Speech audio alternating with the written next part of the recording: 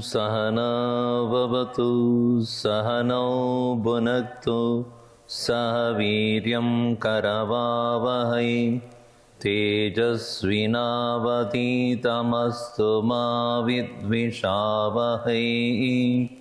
Om Shanti Shanti Shanti. Sadashivasamarambam Shankaracharya Madhyamam Asmadacharya Pariyantam Vande Guru Paramparam.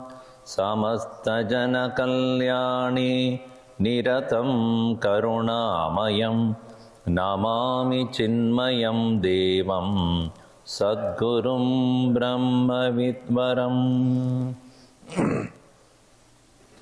Ajatvadi Sadguna Sampanna Yogi Karmani Kritva Pinitaram Viragi Samadhistidopi Swabhaktaya Labhyaha Mama Sadgururyaha Suvidvastu Varyaha Ananda Chinmaya Nijarupa Veta Lokanuddharaya Cha Avatirna Bhakta Gudatma Tattvasya Bodhane Samartha Sadgururyaha Suvigneshu Sreshtaha Ihaiva Brahmatma Jnanena Mochanam Shastreshu Bodhitam Yenaiva Saditam Prajvalita Buddhya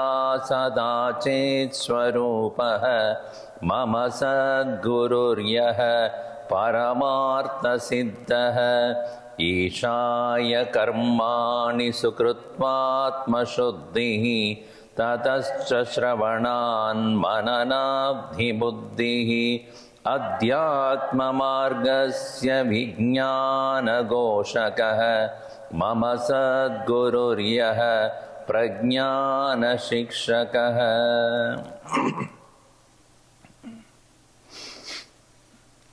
Four Mahavakyas are said to be there in the Upanishads. First one is consciousness is Brahman. Prajnanam Brahma.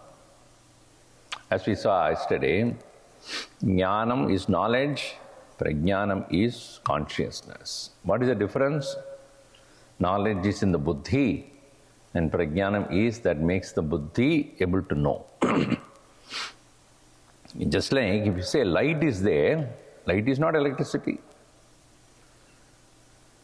Power that is there behind that bulb or filament is not the light. Light is a function of the lamp or the filament, and the same electricity or power is behind a fan. There it is not light. In the same way, in the buddhi, it is jnana.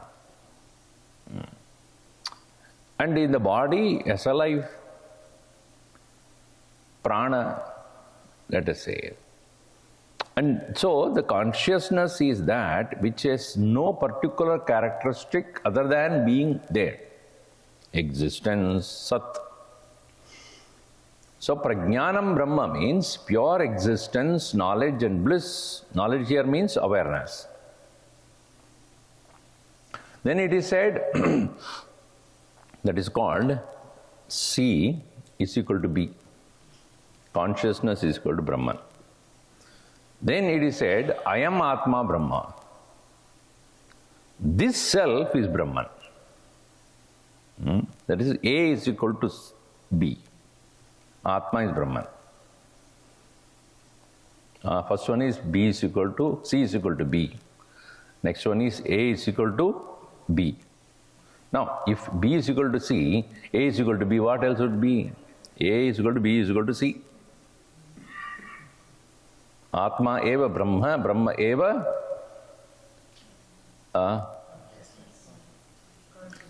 Atma eva Brahma. A is equal to B, B is equal to C, A is equal to C. So Atman equal to consciousness.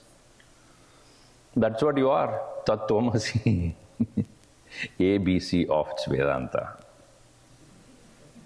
So, Atman is consciousness. Brahman is consciousness. Therefore, Atma equal to Brahman equal to consciousness.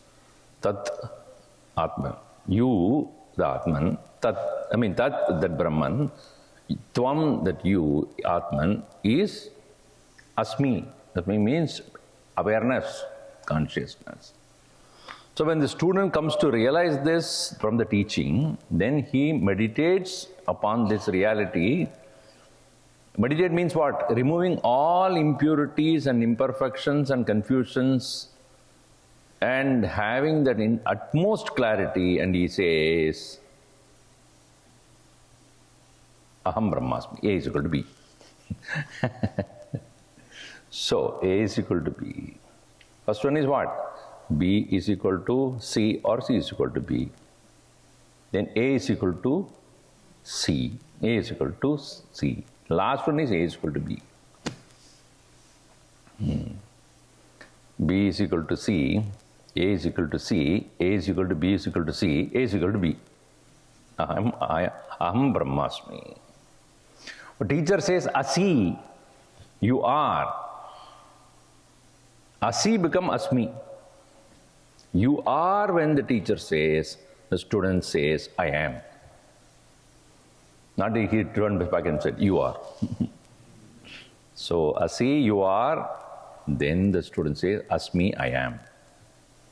So, this is that Paramartha Siddhihi. That's why it is said, Mama Sadguruhu Paramartha Siddhaha. And this Prajnanam, this nature of awareness, he who teaches, Sikshakaha Mama Guruhu. And the methodology of thinking is called Vijnana. Vijnana Goshakaha. Adhyatma Margasya Vijnana Goshakaha. How to reach this point? And because of this awareness, which is continuous, which is of the nature of bliss, when you are joyful, you are elevated to a different level of living. That is why we always want to be happy, because it elevates our awareness and perception of things. When you are happy, everything looks so beautiful. If Gurudev used to say, what is the definition of life?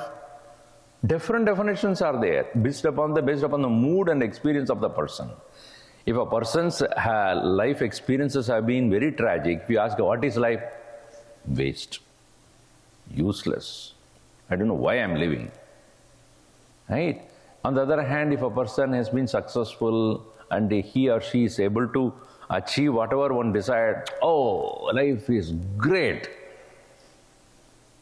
So our present experiences decide our understanding of life. If you ask a dog, dog's life. We don't want to live a dog's life. We don't want to live a cat's life, buffalo's life. We want to live a human life. And human alone can judge, understand, improve one's own life's experiences to better. A dog or a cat, they cannot improve their life. They have to live by whatever happens. Whereas human beings are capable of changing their attitude towards life. Even there are tragedies of life continuously, one can change the attitude to live with a better understanding of how to overcome my sorrows and how to rise above it. That's called Utkrishta Manaha. And especially one who has realized his higher nature can never lower down to become victim of daily experiences. When I was there with Gurudev as secretary,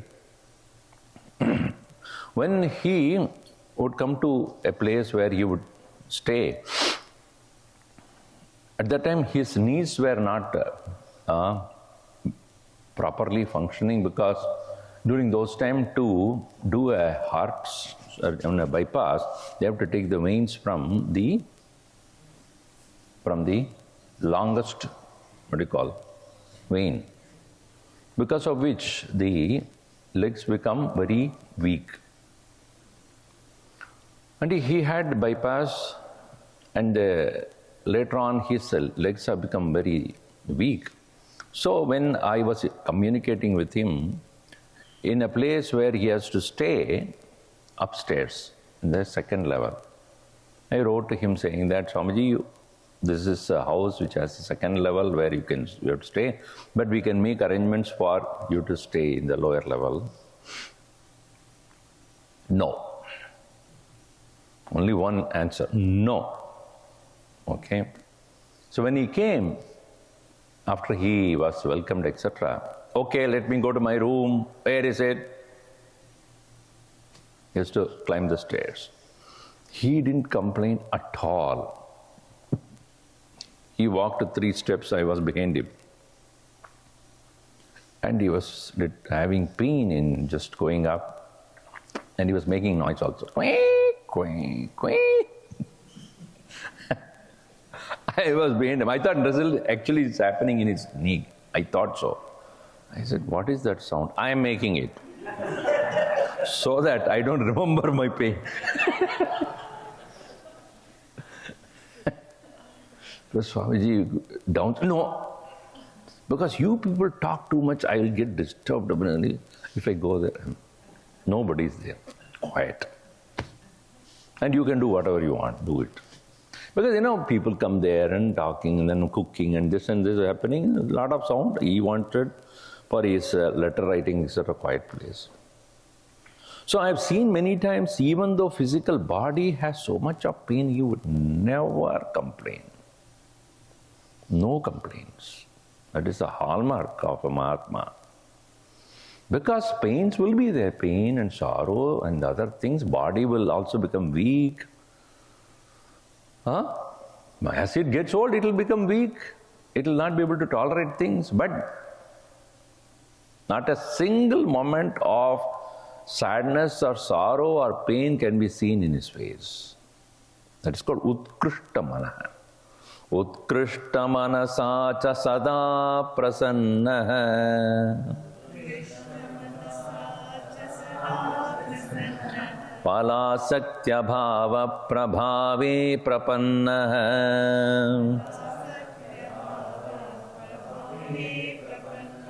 Gita smritir vachana bhote cha shraddha.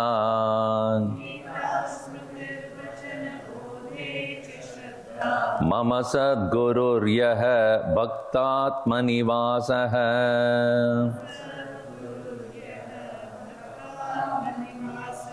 Utkrishta manasa cha sada prasannaha. Phalasatya bhava prabhave prapannaha.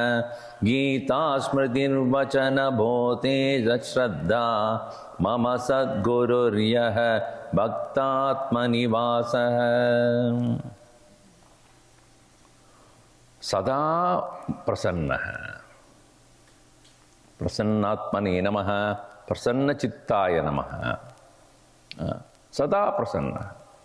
Always pleasant. Prasanna means pleasant. Sad in Sanskrit means to sit. Sad. Sad sidati. Sanna means seated. Seated. Prasanna, very well seated. Because sad word, in Sanskrit, when you add pra,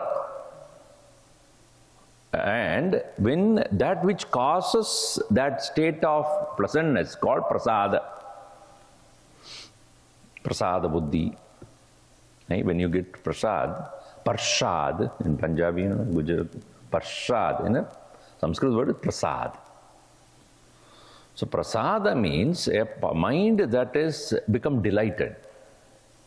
When you receive that which causes prasannata is called prasada. So prasada buddhi is where one accepts everything without any complaint.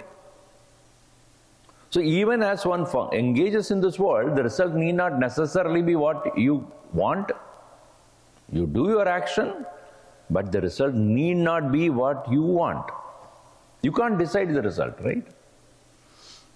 You can do action, you can plan for it, do it well, etc. But can you decide what should happen? If we can decide what will happen to our action, nobody will be unhappy. Everybody wants to be happy, because of which only we act in the world. But we cannot decide what is to happen. Karmani eva adhikarahate ma phaleshu. Right? Karturajñaya prapyate phalam. According to the decision made by the Lord, the result will come. Karma kim param? Karmata jadam. Karma is only an agent. So, phalasakti abhavaha. That is why prasanna. There is no asakti in the phalam. There is no attachment to result. Phalasakti abhava. In that prabhave prapanna, he is submitted to that fact of knowing that no result can be decided by the person who performs it. Therefore, utkrishta manasa sada prasanna. We are not able to be happy because our expectations are too high. With the people, with the situation, with everything. And we are continuously disappointed because our expectations are so high, not all of them are coming to reality. Gurudev always said that those who have appointments will get disappointed. Those who have appointments only get disappointed. No appointments, nothing with the world. Meaning, do not keep your mind locked up in expectations. And thereby you will never be disappointed. Utkrishta manasa sada prasannaha phalasakti abhava prabhave prapannaha. In that phalasakti abhava prabhava, in that greatness of the attitude of detaching from all results, in that he submitted. Prapannaha means he submitted to that nature of detachment. Therefore, the mind is always pleasant. I used to give this example. When I was once in the airport, I was sitting, waiting for the flight. One small little child, and I was going around. Just came to me. Came to the next person. He smiled. A small little child, you feel, how are you? Then it never expected next one. So you feel like, how are you? What's your name? And by the time it go to the next one. So he went on doing that. And so whole place was so joyful to look at the child moving about. I was thinking, if I do that myself also, I will stand in front of somebody. Then go to the next one. Pagal hai kya? So when the child does, you accept it. We know that child is not expecting anything from you. Right? Does the child expect anything from you? Nothing. And I could see that it just went on and on and on and on moving about. But we cannot do that because our mind is always programming. I want that, I want this. Even as when we meet people, what does he give it to me? Nothing. Okay, let's move. Our mind is always demanding things from the world, from people. Whereas Mahatmas are those, there is a balavat unmattavat tishtati. Like a mad person, as though, like an innocent child, they move about. Because they have become completely fulfilled, Atmanyev Atmanatushtaha. Their joy is already found. Infinite joy is found. Once that infinite joy is found, what else I need? Yasmin sthito na dukkena gurunabhi vichalyate. Not even the highest sorrow will move that person. Yallabdva na aparam lavam manyate adhikam tataha. Yad labdva na aparam labam yasmat adhikam. Having gained which there is nothing more to gain. So such a person alone can be Utkrishta Manaha. Utkrishta means elevated. Nikrishta means a lower down.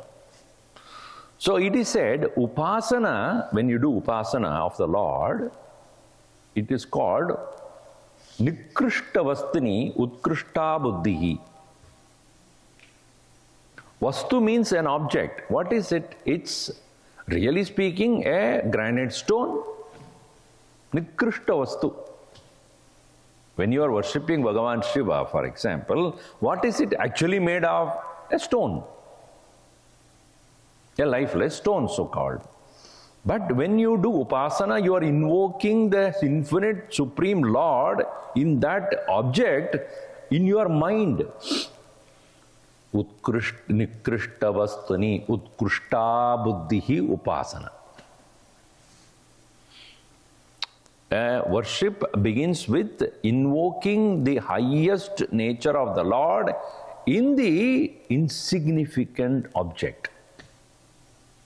So what you are worshipping actually is your superimposition of the idea of the Lord which you invoked in that object. Without that, you will not be able to maintain that bhav, right? That's why I said, if you take your teenage boy or girl and go to the temple and then, Bhagavan, namaskar karo, ye kya hai? Stone hai na?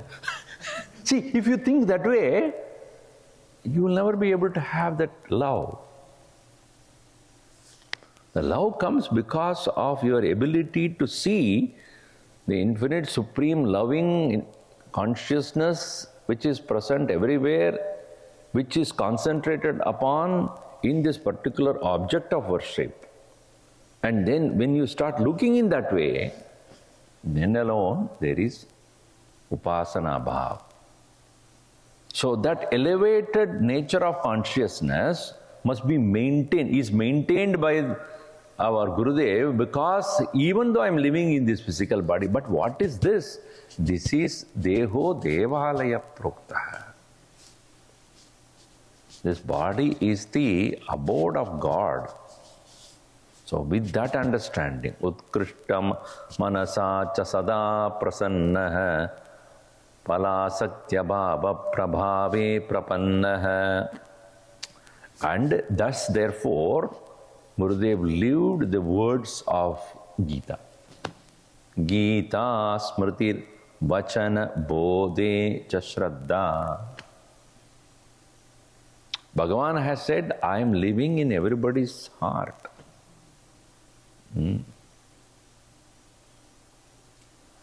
My place is where? My place is in heart of everybody. Hridi sarvasya vishtitaha. I am there in the heart of every one of you. Kshetragyam chavi mam vidhi sarva kshetreshu. In all kshetras. Especially in your heart. And so in this statement of the Lord, there is no more doubt. Gita Smriti. See, Gita Smriti, when it is said, Upanishads are called Shruti and Gita is known as Smriti. There are many Smritis, but Smriti means what? Shruti means what is heard. Smriti is what is heard and remembered. In the Upanishad, the rishis have heard and they directly communicated that to the next generation of students, and those students again started to explain. So when the knowledge is received directly and communicated, it is Shruti. When the knowledge is received and because of consideration for this audience or the student, when you add the way to explain the way they can understand, you compose yourself, that is Smriti. So Vyasa had compiled, is not composed, compiled the Vedas, composed Gita. There is a difference between compilation and composition. Compilation is bringing together. Composition is creating it. So when it is created, it is Smriti. and it is only communicated directly, it is Shruti. So Gita Smritihi, when it is remembered, Gurudev has emulated and digested the qualities of the Lord's teachings, and then he had complete faith in the words of the Bhagavan. So Gita Smritir Vachana Bodhecha Shraddha. A faith in the words of the Gita Smriti. Without that, he would not have that convincing way of communicating. If you have a doubt, you will not communicate properly. This is what I heard, I don't know. But when you are having complete faith, without any doubt, then your communication is also very effective. That's what he was, Gita Smritir Vachana, in the statements that are there in that Gita Smriti.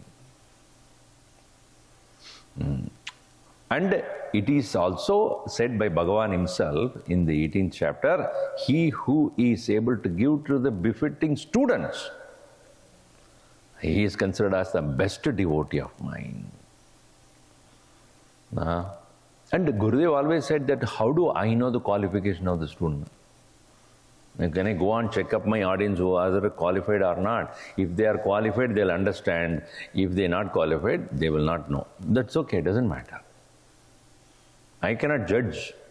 Because he always said that even for children, when you are giving knowledge through Balviyar, etc., you will never know when it will start sprouting. You put the seed and wait. When the right time comes, it will come up, and that child or the student there will start experiencing that correct knowledge. Why should you lose the chance? Do you think all the seeds that you put on the ground will sprout? No. Some of them will come immediately, some of them will come late, some of them may not come. But you cannot say which one should come, which one should not. In the same way, the knowledge should be given to everyone. Whoever is qualified will pick it up and proceed. Gichat mridir vachana bhote cha shraddha mama sadgururyaha bhaktatma nivasaha. He remains in the heart of his bhaktas. Bhakta atma nivasaha. He remains as a guiding principle in the heart of everyone.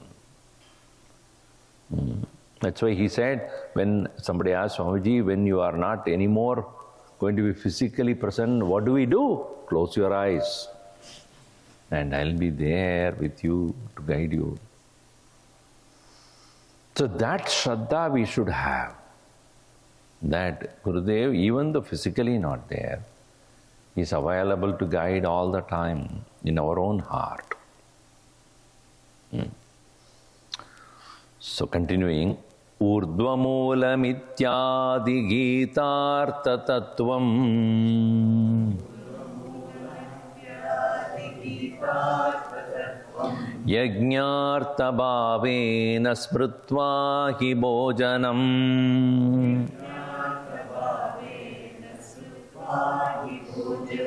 Achara rupena bhotitastapasvi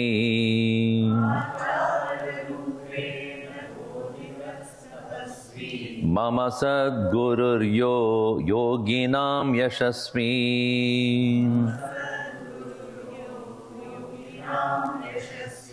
Urdvamula mityadi gitartha tattvam Yajñartha bhavena smritva hi bhojanam Achara rupena bhotitastapasvi Mama sadgururyo yoginam yashasvi. Yoginam yashasvi, famous among all the yogis. As I said, yogi does not mean one who is standing upside down, doing just pranayam, Surya Namaskar. When he was at the early stages of his teaching, Once he was there, first was he was in Pune. And in Pune, he was there almost for 3 to 4 months when he was teaching. So somebody asked later on, when he started to become very busy, only 7 days, maximum 10 days in every place. So they said, Swamiji, in the early times you were there for 3 months in one place. Why are you not doing now? 3 months in one place. How lucky people would be that time. Why you were staying for 3 months? He said, there were nowhere else to go. Nobody knows me. And during those times, he would advertise about his talk by himself. Because nobody knows him. He knows nobody. He will put a cloth over his head and with that, what do you call it? Bullhorn. Today, in the temple, Swami Ishwarananda will be speaking on Kena Upanishad. All of you are welcome in English. Road by road he will go and. Because he was only given the place, that's all. There was nobody to work for him. So imagine that how much of enthusiasm with which he was going. What was the need? He was a well, educated, a graduate at that time, being a graduate itself. So I'm talking about in the 50s, he would have got any job. He was having job before also. But he said, no, this is what I'm going to do. So he was so self-driven. So self-driven. And because he was convinced, this is what I want to do. And this has to be reached to people, even if I starve. So when he was in Delhi, once he himself narrated this, when he was in Delhi giving, at that time, by the time he has become a little more known to the people, from Bombay, then to, from Pune to Bombay, Chennai, when he went to Delhi, so he said he was giving public lecture. By that time, people had already started to know about him. A very thin, wiry body. One day as he was giving lecture, second or third day, or maybe that week, one elderly gentleman came to him. Do you remember me? I was your PT teacher in the school, Kerala. Now I am here with my son. I know you are Balakrishna Menon. He said, yeah, I am Balakrishna Menon. You are still the same weak. Because, a PT teacher means he always wants people to be strong. You are not doing any exercise. Do you do yoga? No.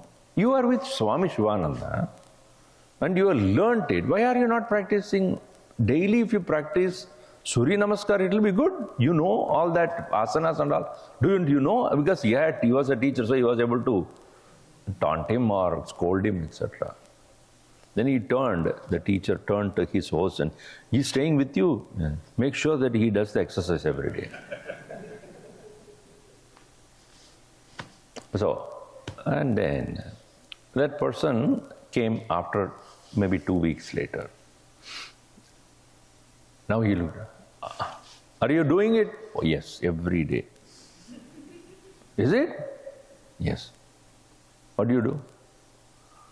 I wake up early in the morning, and then start my asanas, Surya Namaskar, and all that.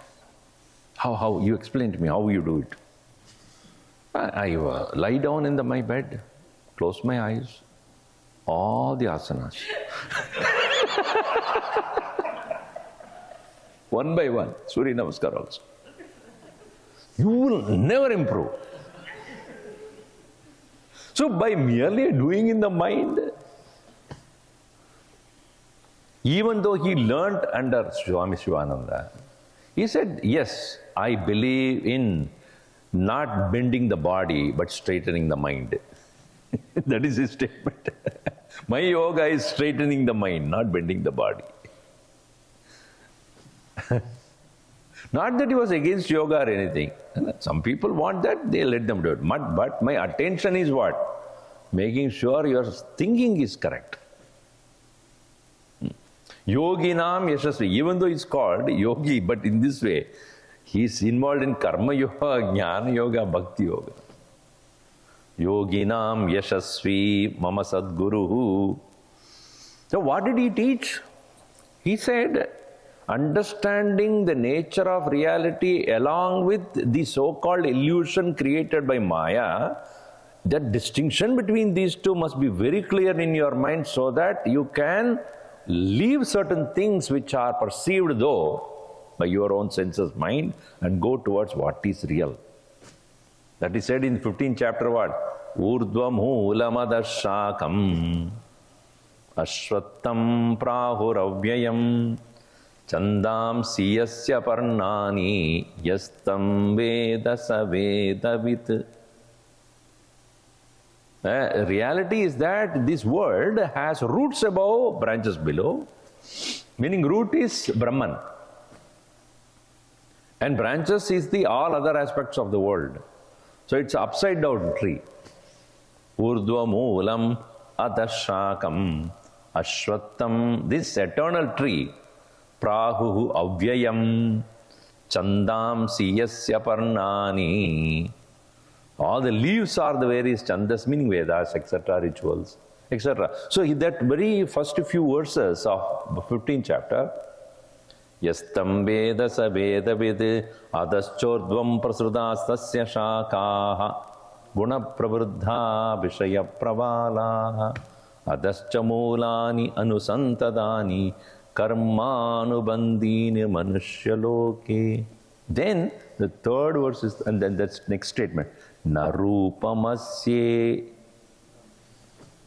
See, this particular form of description, na labhyate, not available to see.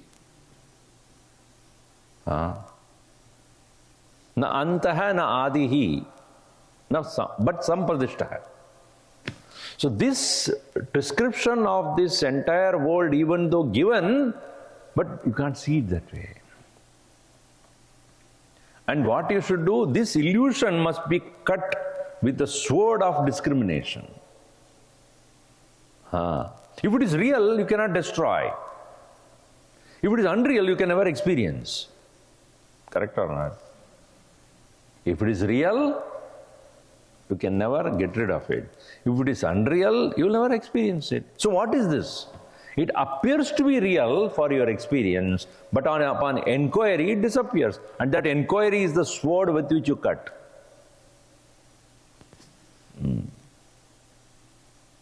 Right? Therefore, he had particularly asked all these Chinmaya Mission devotees, sadhus and everybody to chant this before you eat the food. Collectively when we eat, we should remember this. That's why Urdhva Moolam Ityadi Gitartha Tattvam Yajnartha Bhavena Smritvahi Bhojanam.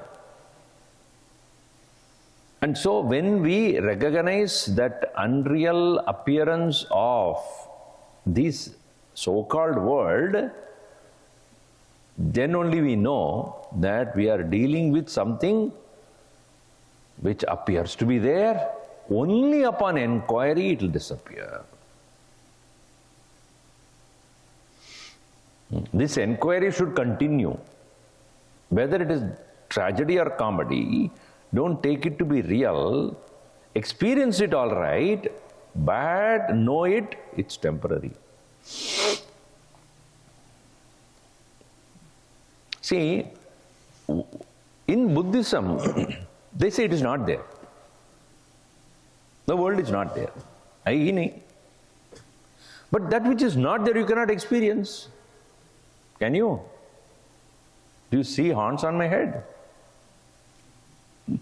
I painted recently. No. Somebody said not yet. I don't see it not yet, but I think I may probably see it later on. But that which is not there, how will you see? So the world is not there. but not always there in the same condition. See, at the one level of understanding, as against Buddhism, which would say it is not there, then there should not be any experience. Some people say it is always there. Those who think that the world is always there can never get out of it. Right? Kechit manyante jagat asti iti. Some people think the world is real and it will never go away. Then there cannot be any moksha at all. Mukti is not possible. When it is always there, how will you get out of it?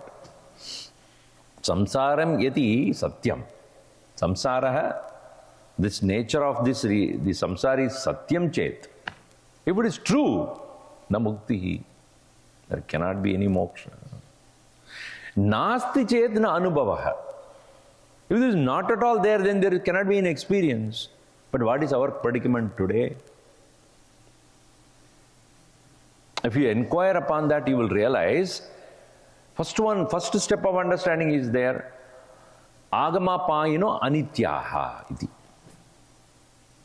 It is coming and going, it is there for some time, but not always. Right? Depends upon the situations, it appears to be there for us to experience. When those supporting factors are removed, it disappears. So one level of understanding is temporariness. So it is not there, it is not always there, it is not real, which is not satyam, it is not asatyam, sannapya bhayatmikano. In Vivek Bhagavan Shankaracharya says, it is not sat, it is not asat. It is not real, it is not real. So what it is? Temporarily there. So in the beginning stages of one's sadhana, one thinks that the world is temporary. Everything is temporary. It is there for some time and it disappears. Then something else comes. That it means we experience, and then that also goes away. Then another one. Right? So this is one level of understanding. The next level of inquiry will make you recognize that even the temporariness of that world is experienced only because of certain way of thinking in my mind. True or not? Its joys and sorrows are not out there in the world. It is experienced by me based upon my thought process at that point. So temporariness is outside or inside you? So the temporary experience is not determined by the world by itself fully. It is decided mainly by the way I am thinking. Right? So this is the next level of understanding. The temporariness is internal, not external.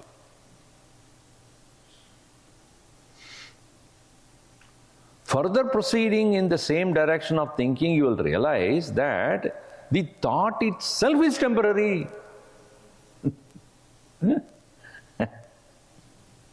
Thought itself is temporary, not the world. See, Bhagavan Ramana Maharshi very beautifully said, the world arises and falls along with the thought arising and falling only. Nahyasya vidya manaso vidirikta manohya vidya bhavavanta hetuhu. Bhagavan Shankaracharya says, as the thought arises, the reality or the temporary nature of the experience also arises. And the thought disappears, that also disappears. As much as you wake up in the morning, it appears to be there. As soon as you go to sleep, it all disappears. All right, so based upon the rising of the thought, the appear experience, according to the fall of the thoughts, is a disappearance. All right. What is the source of this thought?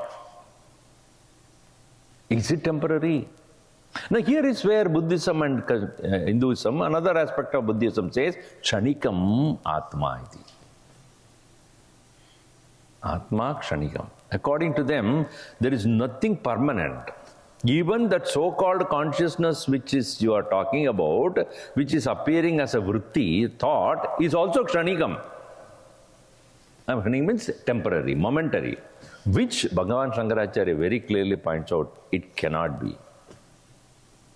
The consciousness which itself appearing as a vritti, a thought in your mind, is not temporary, it is permanent, but the appearance is temporary.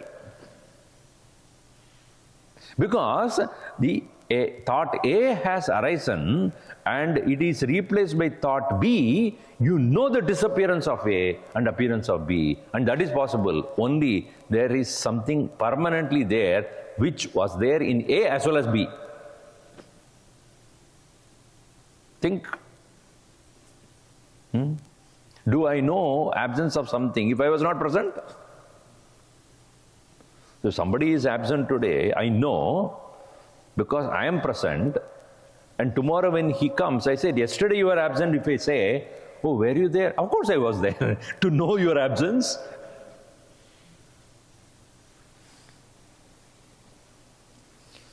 So this is how one comes to closer to one's reality, that this consciousness is permanent, but its appearance as a thought is temporary. And as it appears as temporary appearance as a vritti, so along with that appears the world, and the world appears to be real based upon the appearance of this thought. So as you proceed on thinking, you will realize that how the whole thing is to be understood as a mere illusory appearance on which when we give reality, that is samsara. So what is the detachment he is talking about? Asanga shastrena dridena chitva. Asangata is what? It is not externally getting detached from the world, because the world has not made any problem to you. Is the Rasagolla coming and telling you eat? Eat. Better you eat. I'll punish you if otherwise. See, asangata is me detaching from it and not getting rid of that. I should know that it is temporary. I should know it's an illusion. It won't tell me, or it won't demand the experience.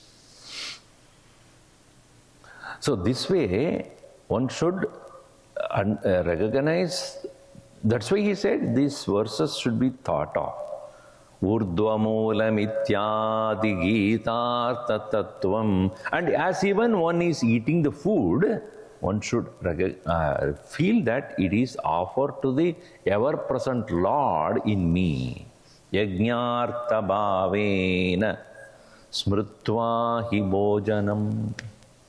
Bhojanam, eating also, should be done as an offering to the ever-present infinite Lord in my heart.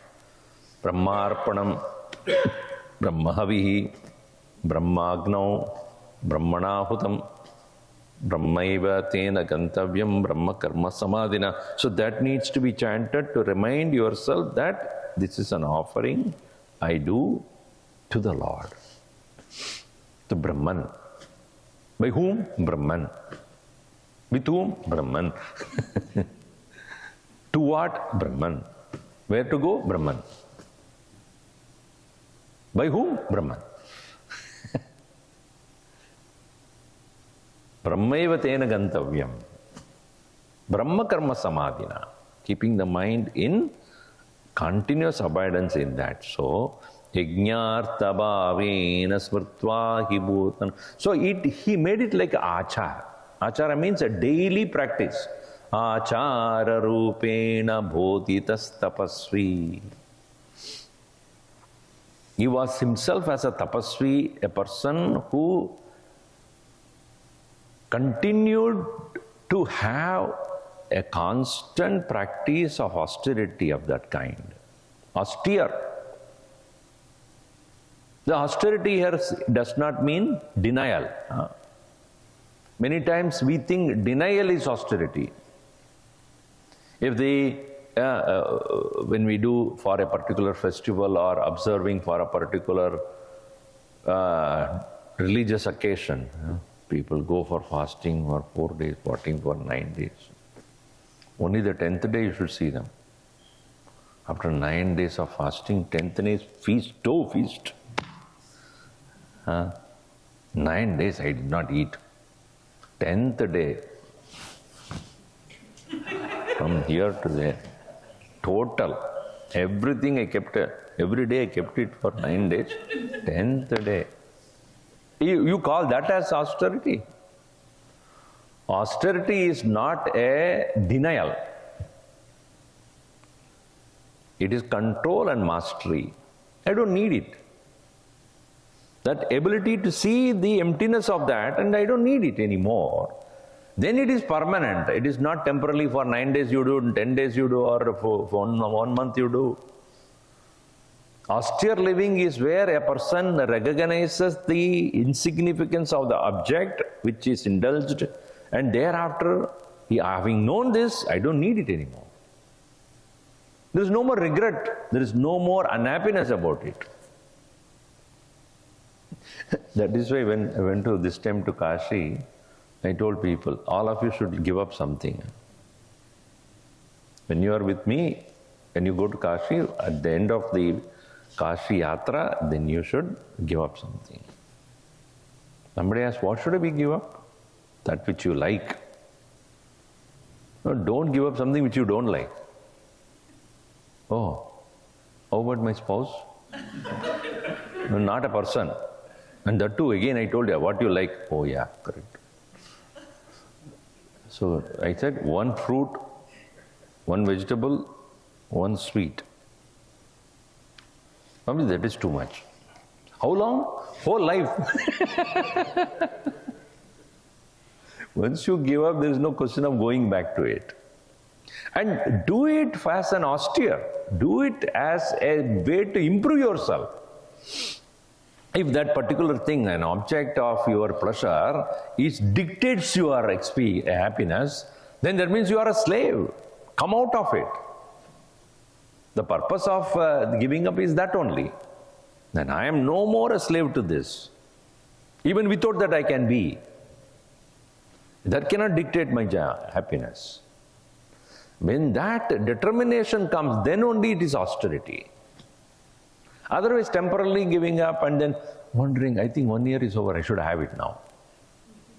Then you have not really given up.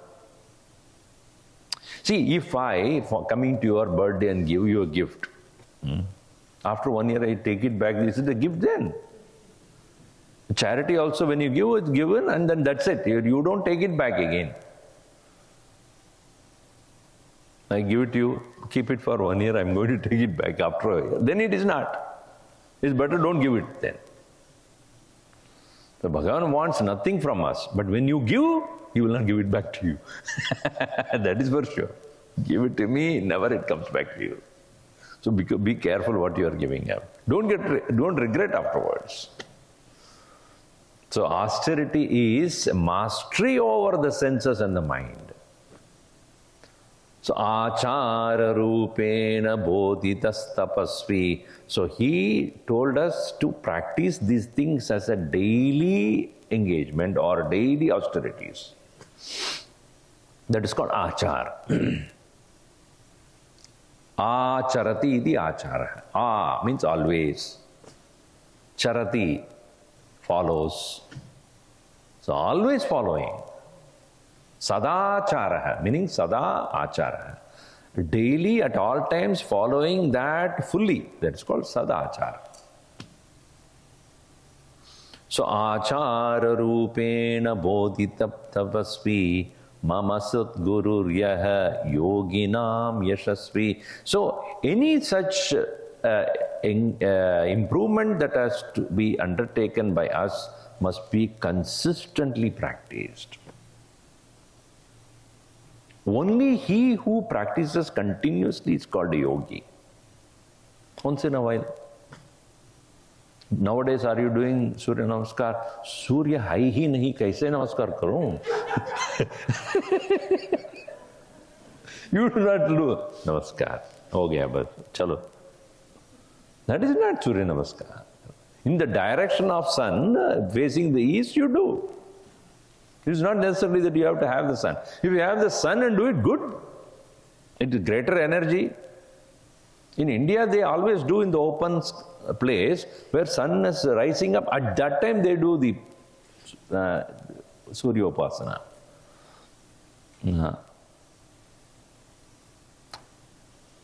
But when we have Swamiji, sun is not there. Doesn't matter. Face the east and do it. Consistency in practice alone, you can see the improvement. Once in a while. How often you do the exercise? Whenever I feel like. What is exercise? Exert your size. That is called exercise. And you have to make sure that you are continuously practicing such that you don't increase your size. So if one is not sure how it helps, he will not consistently practice it. So who is a yogi? One who is determined, consistent, convinced. This is to be done for my own growth. Tapasvi. So, saha tapasvi eva yogi here, and that's what he achara rupena, as a daily practice.